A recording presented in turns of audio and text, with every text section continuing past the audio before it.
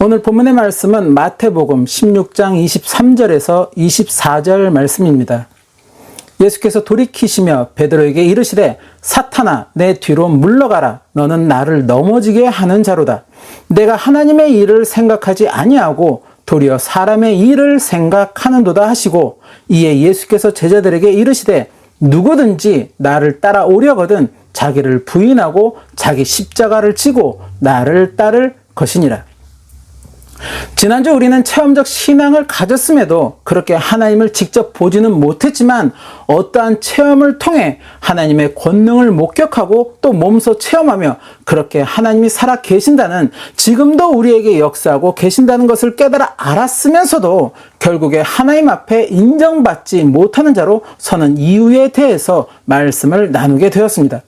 하나님의 존재를 인식하면서도 불구하고 하나님을 원망하고 하나님께 불평하며 그렇게 말씀에 불순종하는 자가 되는 이유, 심지어 3년간 예수님 옆에서 제자로 있으면서 예수님이 행하시는 온갖 이적들을 직접 목격하고 또 천국에 대한 진리의 말씀들을 수없이 들었으면서도 결국에 예수님을 은 30에 팔아버리게 된 그 이유는 바로 자기 부인이 되지 않았기 때문이라는 것입니다. 자신의 내면에 있는 인간적 자아, 곧 자신이 추구하고자 하는 인간적인 가치관들, 세상적인 욕심과 욕구들, 본능적인 자기 만족과 자기의 유익 등을 성취하고자 하는 그 인간적 자아가 하나님 앞에서도 또 말씀 앞에서도 여전히 부인되지 못하고 드러난다는 것입니다. 결국 부인되지 못한 자신의 인간적 자아로 인해 자신들의 욕구가 충족되지 않는다는 그 이유로 하나님의 존재를 인식하면서도 불구하고 하나님을 향한 원망과 불평을 하게 되는 것이고, 또 하나님의 독생자 예수 그리스도를 은 30에 팔아버리게 되었다는 것입니다. 하나님 앞에 또 말씀 앞에 철저하게 자기 부인이 이루어져야 하는데 그것이 되지 않음으로 인해 하나님 존재에 대한 체험적 신앙을 가졌음에도 결국에는 하나님 앞에 인정받지 못하는 자로 서게 된다는 것입니다. 지난주 우리는 시간 관계상 어떻게 하면 말씀 앞에 자기 부인을 이룰 수 있을까에 관한 이야기를 나누지 못하였습니다. 그래서 오늘은 이에 관한 말씀을 나누고자 합니다. 그렇다면 어떻게 말씀 앞에 철저하게 자기 부인을 이룰 수 있을까? 또 어떻게 그것을 끝까지 유지할 수 있을까? 성령 충만하면 가능할까? 성령 충만을 통해 성령의 은사를 받고 그렇게 은사를 통해 예수님처럼 또 사도들처럼 여러 이적들을 보이며 사람들에게 복음을 증거하는 그러한 믿음이요 또 신앙의 삶을 살아간다면 말씀 앞에 철저한 자기 부인이 되는 그런 삶을 살아갈 수 있는 것일까? 성령 충만함으로 나타나는 삶, 분명 성령을 받지 못할 때와는 다른 신앙의 삶이 될 것입니다.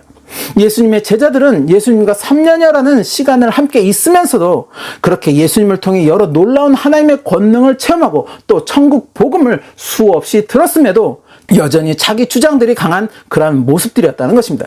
그도 그럴 것이 그들이 생각하는 메시아, 곧 예수님은 장차 이스라엘을 로마의 압제에서 해방시키고 이스라엘의 주권을 회복하며 그렇게 민족을 구원할 영웅이어야 했다는 것입니다. 그러한 자신들의 생각이 강하였기에 예수님의 말씀을 가까이에서 들었으면서도 심지어 예수님이 그것을 풀어서 자세하게 말씀하셨어도 이들은 도무지 이해하지 못하였다는 것입니다. 특별히 예수님이 자신의 죽음과 부활을 제자들에게 전하였을 때 이들은 도무지 그 말을 이해할 수도 없었고 또 받아들일 수도 없었다는 것입니다. 지난주 누가복음의 말씀과 동일한 말씀을 기록하고 있는 오늘 마태복음의 본문 말씀이 바로 그러한 배경을 두고 있다는 것입니다. 오늘 본문 말씀이 포함된 마태복음의 배경을 잠시 보면 예수님은 처음으로 제자들에게 자신의 죽음과 부활에 관하여 말씀을 전하시게 됩니다. 예수님의 이 말을 들은 수제자 베드로는 예수님을 붙잡고 절대 그럴 수 없다고, 그런 일이 일어나면 안 된다고 항변하게 됩니다. 마태복음 16장 21절에서 22절 말씀. 이때로부터 예수 그리스도께서 자기가 예루살렘에 올라가 장로들과 대제사장들과 서기관들에게 많은 고난을 받고 죽임을 당하고 제3일에 살아나야 할 것을 제자들에게 비로소 나타내시니 베드로가 예수를 붙들고 항변하여 이르되 주여 그리 마옵소서 이 일이 결코 주께 미치지 아니하리이다. 표준 세번역 성경에서는 이 대목을 이렇게 기록하고 있습니다. 표준 세번역 성경 마태복음 16장 22절 말씀. 이에 베드로가 예수를 꼭 붙들고 주님 안 됩니다. 절대로 이런 일이 주님께 일어나서는 안 됩니다. 하면서 예수께 항의하였다. 즉 수제자 베드로가 예수님을 붙잡고 왜 그런 말씀을 하느냐고, 죽는다는 것이 무슨 말이냐고, 결코 그럴 수 없으며 그렇게 놔두지도 않을 것이라고 강력하게 항의하였다는 것입니다. 어찌 보면 베드로의 이러한 항변은 당연한 것일 수도 있습니다. 장차 자신들이 따르는 스승이자 메시아가 고난을 받아 죽게 될 것이라고 이야기하는데 그 말을 그저 그렇게 당연하게 또 아무렇지도 않게 받아들일 수 있는 제자는 아마도 없을 것입니다. 성경에는 베드로가 예수님을 붙잡고 항변했다고 기록하고 있지만 아마도 예수님의 그 말을 들은 제자들 모두 베드로와 같은 그러한 마음이었으리라는 것입니다. 그런 베드로를 향하여 오늘 본문의 예수님은 아주 단호한 말씀으로 베드로를 질책하십니다. 사단아, 내 뒤로 물러가라. 너는 나를 넘어지게 하는 자루다. 내가 하나님의 일을 생각하지 아니하고 도리어 사람의 일을 생각하는도다. 이를 표준 세번역 성경에서는 이렇게 전하고 있습니다. 사탄아, 내 뒤로 물러가라. 너는 나에게 걸림돌이다. 너는 하나님의 일을 생각하지 않고 사람의 일만 생각하는구나. 어찌 보면 제자로서 당연한 말을 하였는데 예수님은 그런 베드로를 향하여 사탄이라고 부르고 있다는 것입니다. 그러면서 베드로를 향하여 나를 넘어지게 하는 자, 곧 걸림돌이라는 표현을 사용하시고 있다는 것입니다. 아니 왜? 어찌 보면 제자로서 지극히 당연한 말인데 그 말을 했다고 예수님이 사탄이라고 하고 또 걸림돌이라는 표현까지 사용하면서 그를 크게 질타하셨을까? 예수님을 붙잡고 항변했다. 어느 목사님은 베드로의 성격상 예수님을 붙잡고 크게 화를 내면서 그래서는 안 된다고 소리쳤을 것이라고 말씀하시기도 합니다. 그래서 예수님이 기분이 상하셔서 그래서 저렇게 강한 말로 그를 질타하셨을까? 아니라는 것입니다. 바로 그 뒤에 이어진 말씀, 곧 하나님의 일을 생각하지 아니하고 도리어 사람의 일을 생각한다는 그 말씀에서 질타의 이유를 찾을 수 있다는 것입니다. 예수님이 자신의 죽음과 부활을 제자들에게 이야기한 이유는 그것이 바로 하나님의 뜻이었기 때문이었다는 것입니다. 하나님은 구약에서 이미 선지자들을 통해 우리의 허물을 대신할 어린 양을 말씀하여 주셨다는 것입니다. 이사야 53장 5절에서 6절 말씀. 그가 찔림은 우리의 허물 때문이요 그가 상함은 우리의 죄악 때문이라. 그가 징계를 받음으로 우리는 평화를 누리고 그가 채찍에 맞음으로 우리는 나음을 받았도다. 우리는 다 양 같아서 그릇 행하여 각기 제 길로 갔거늘 여호와께서는 우리 모두의 죄악을 그에게 담당시키셨도다. 그 어린 양의 피로써 우리의 허물을 대속하고 그렇게 다시 하나님 나라의 구원을 소망할 수 있도록 하셨다는 것입니다. 바로 그 하나님의 언약을 성취하시기 위해 예수님은 어린 양으로 이 땅에 오셨고 이제 그 날이 머지 않았음을 제자들에게 말씀하셨다는 것입니다. 그런데 제자들은 예수님이 어린 양이 아닌 민족을 해방시킬 영웅이기를 바랬다는 것입니다. 그러기에 자신들의 그 바람과 다른 예수님의 말씀은 이해도 되지 않았으며 용납이 되지 않았다는 것입니다. 그래서 예수님에게 그렇게 해서는 안 된다고 강력하게 항의하였다는 것입니다. 예수님의 그 말씀은 자신들의 뜻과는 다르다고, 자신들의 생각은 예수님이 사람들에게 핍박을 받아서도 안 되고 또 죽임을 당해서도 안 된다고, 결코 그렇게 할 수 없다고 항변하였다는 것입니다. 바로 그 인간적인 생각, 인간적인 뜻을 들으신 예수님은 베드로를 단호하게 질타하셨다는 것입니다. 하나님의 일을 생각하지 못하고 자신들의 뜻만을 생각하는 베드로를 질타하셨다는 것입니다. 이후로도 주님은 몇 차례 더 자신의 죽음과 부활을 말씀하셨지만 제자들은 여전히 예수님의 그 말을 이해하지 못하였다는 것입니다. 그렇게 예수님의 말씀대로 예수님이 군병들에게 붙잡혔을 때는 이들은 그 자리를 피해 모두 도망가 버렸고 예수님을 부인했으며 예수님의 시체가 사라졌음을 보았음에도 예수님이 부활하셨으리라고 생각하지 못하였다는 것입니다. 예수님과 3년여라는 시간을 함께 하였지만 예수님의 제자들은 여전히 자신들의 생각과 뜻으로 가득한 모습이었다는 것입니다. 즉 자기 부인이 되지 못하는 그러한 모습들을 보였다는 것입니다. 그러나 예수님이 승천하시고 오순절 다락방에서 성령 충만을 받고 난 이후 이들의 삶은 급격하게 달라졌다는 것입니다. 예수님과 함께 있을 때 깨닫지 못했던 그 말씀들의 의미를 이들은 이제 깨달을 수 있었고, 이제 자신들이 그 말씀들을 사람들에게 전하기 시작하였다는 것입니다. 성령의 인도하심에 순종하는 모습이었고, 핍박을 당하고 순교를 당할 것을 알면서도 굴하지 않고 끝까지 복음을 전하는 그러한 모습이었다는 것입니다. 성령 충만을 받고 난 이후에 이들은 말씀 앞에 철저하게 자기 부인이 되는 그러한 모습이었다는 것입니다. 그러면 성령을 받으면 제자들과 같이 끝까지 자기 부인의 삶을 살아갈 수 있는 것일까? 그렇지 않다는 것입니다. 예수님은 성령을 받았다는 자들에게 이러한 경고를 남기셨습니다. 마태복음 7장 22절에서 23절 말씀. 그날에 많은 사람이 나더러 이르되 주여 주여 우리가 주의 이름으로 선지자 노릇하며 주의 이름으로 귀신을 쫓아내며 주의 이름으로 많은 권능을 행하지 아니하였나이까 하리니 그때 내가 그들에게 밝히 말하되 내가 너희를 도무지 알지 못하니 불법을 행하는 자들아 내게서 떠나가라 하리라. 주의 이름으로 귀신을 쫓고 또 주의 이름으로 많은 권능을 행하였다는 것은 결국 그가 성령을 받았다는 것을 의미한다는 것입니다. 그런데 주님은 그날에 그들을 알지 못하겠다고 말씀하시겠다는 것입니다. 왜?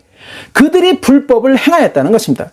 주의 이름으로 선지자 노릇을 했는데, 또 주의 이름으로 귀신을 쫓아내는데, 또 주의 이름으로 많은 권능을 행하였는데 주님은 그것이 불법이었다고 말씀하신다는 것입니다. 왜? 바로 하나님 아버지의 뜻대로 하지 않았기 때문이라는 것입니다. 하나님 아버지의 뜻대로 하지 않았다, 곧 자신의 뜻대로 행하였다는 것입니다. 선지자 노릇도 귀신을 쫓아낸 것도 행한 많은 권능들도 그렇게 자신의 뜻에 따라 행하였다는 것입니다. 이것은 무엇을 의미할까? 성령을 받았어도 여전히 자기 부인이 되지 않을 수도 있음을 말씀하시고 있다는 것입니다. 성령을 받았다고 해서 기존의 성격이 변화하고 또 내면에 있는 인간적이고 세상적이며 본능적인 그러한 욕구와 욕심, 그리고 추구하고자 하는 어떤 유익 등이 다 없어지는 것이 아니라는 것입니다. 성령을 받았어도 여전히 자신 안의 인간적인 모습은 그대로 남아 있다는 것입니다. 그래서 사도 바울은 고린도 교회에 보내는 서신을 통해서 날마다 죽는다고 고백하였다는 것입니다. 그리고 그것이 너희에게 당당하게 말할 수 있는 나의 자랑이라고 또한 이야기하였다는 것입니다. 고린도전서 15장 31절 말씀. 형제들아 내가 그리스도 예수 우리 주 안에서 가진 바 너희에게 대한 나의 자랑을 두고 단언하노니 나는 날마다 죽노라. 아무리 성령을 받았어도 말씀 앞에 철저하게 자기 부인이 되지 못하면 자신의 뜻대로 주의 이름을 빙자하여 선지자 노릇을 할 수 있다는 것입니다. 성령을 받아도 자기 부인이 되지 못하면 자신의 뜻대로 귀신을 쫓아내고 또 많은 권능도 행하게 된다는 것입니다. 누구의 영광과 누구의 만족을 위해서, 겉으로는 하나님의 영광을 위해서 또 주님의 만족을 위해서 했다고 하지만 결국에는 자신의 영광을 위해서 또 자기 만족과 유익을 위해서 행한 일이 되었다는 것입니다. 바로 그것을 주님은 경고하셨다는 것입니다.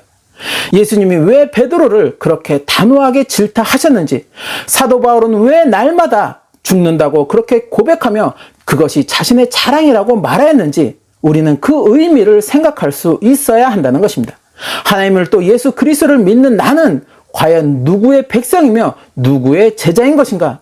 자신을 향한 영적인 정체성을 한순간도 망각해서는 안 된다는 것입니다.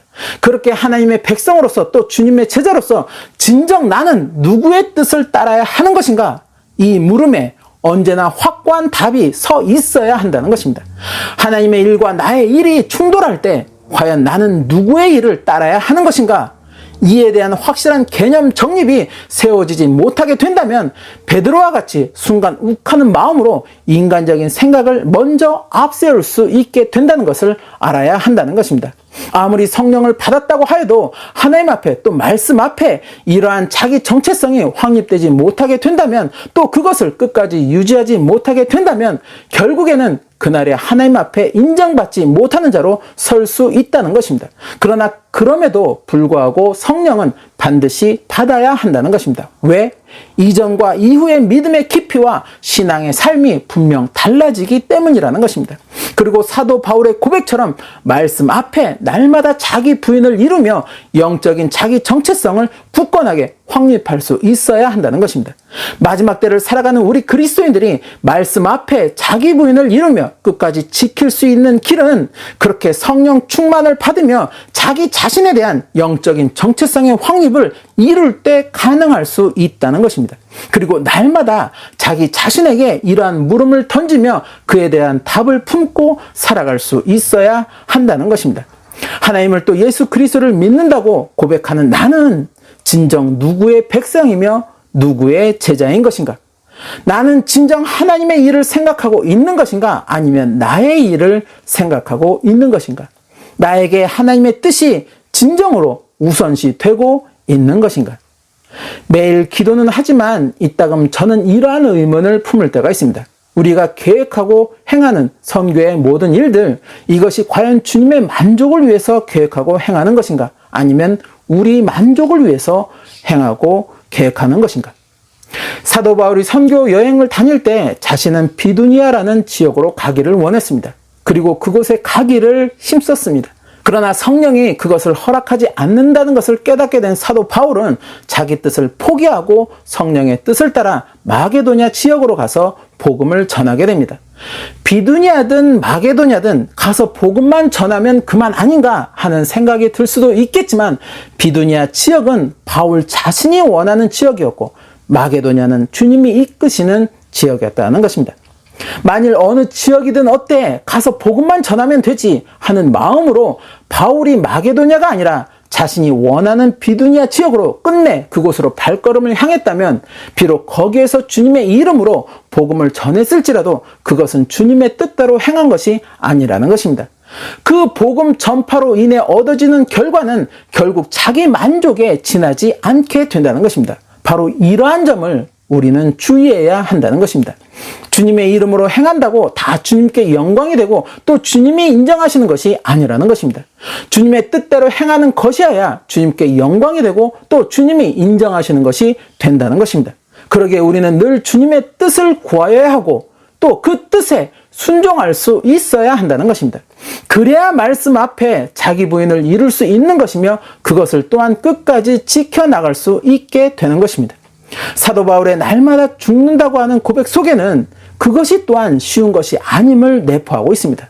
그러나 사도 바울이 행하였던 것처럼 마지막 때를 살아가는 우리 그리스도인도 날마다 자기 부인을 하는 삶으로 그렇게 나아가야 한다는 것입니다. 그래야 그날에 우리는 주님 앞에 기쁨으로 설 수 있게 된다는 것입니다. 저와 여러분의 삶이 이렇게 자기 부인이 되는 그러한 삶이 되시기를 소망합니다. 그리고 끝까지 그것을 지켜나가는 그러한 삶이 되시기를 소망합니다. 그래서 그날에 주님 앞에 기쁨으로 서게 되는 그 축복이 임하시기를 예수님의 이름으로 축원합니다.